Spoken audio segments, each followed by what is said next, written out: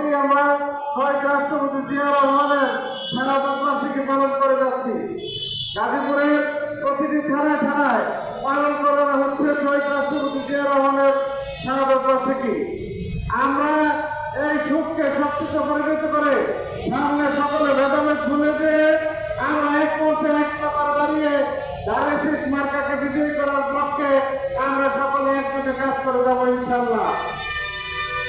আপনারা জানেন গাজীপুরে মহানগরের সভাপতি যারা সর্বপ্রথম সরকার ভাই উনি মেয়র নির্বাচন করবে।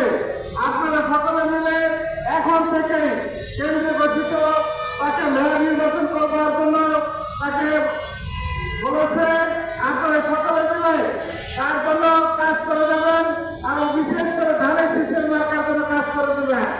আপনারা সকলে ভেদাভেদ ভুলে গিয়ে একে অপরের ভুল বোঝাবুঝির নিজেদের মধ্যে সমাধান করে এক মঞ্চে দাঁড়িয়ে এক বাক্যে সকলে ধানের শীষের জন্য কাজ করে যাবেন।